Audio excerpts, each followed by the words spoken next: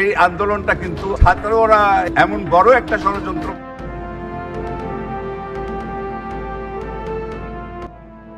চুল দাড়ি কেটে লুঙ্গি পরে নৌকা পথে সদরঘাট দিয়ে পালাতে গিয়ে ধরা পড়লেন শেখ হাসিনার বেসরকারি উপদেষ্টা সালমান এফ রহমান এবং সাবেক আইনমন্ত্রী আনিসুল হক।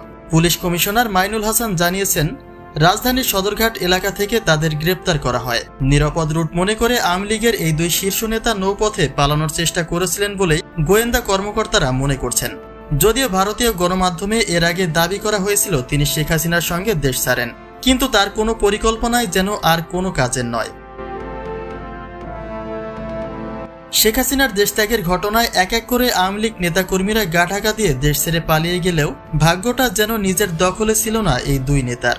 সালমানের পাশে থাকা আনিসুল হক দুই বন্ধু মিলে এমন ছদ্মবেশ ধরেছেন যা ভুরু কুঁচকে যেতে আপনিও বাধ্য। তিনি সেই টুপি দাড়িওয়ালা বিশিষ্ট ব্যবসায়ী যিনি কিনা বেসরকারিভাবে শেখ হাসিনার উপদেষ্টা পদে নিযুক্ত ছিলেন।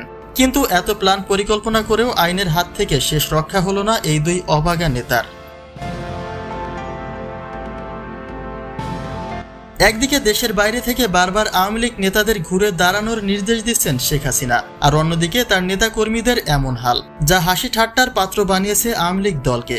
তারা কতটা ভালো কাজকর্ম এদেশের মানুষের সঙ্গে করেছেন তার পর্যাপ্ত ফলাফলগুলি এখন পাচ্ছেন।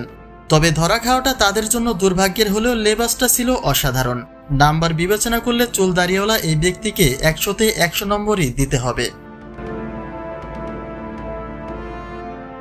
আইনজীবী আনিসুল হক 2014 সালে ব্রাহ্মণবাড়িয়া 4 কসবা থেকে নির্বাচন করে আওয়ামী লীগের সংসদ সদস্য নির্বাচিত হন এবং ওইবারই তাকে আইনমন্ত্রী করা হয়। এরপর থেকে তিনি আইনমন্ত্রীর পদেই ছিলেন।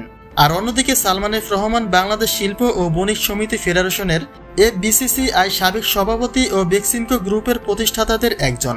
তিনি আওয়ামী লীগ সভাপতি শেখ হাসিনার বেসরকারি খাত বিষয়ক উপদেষ্টা ছিলেন।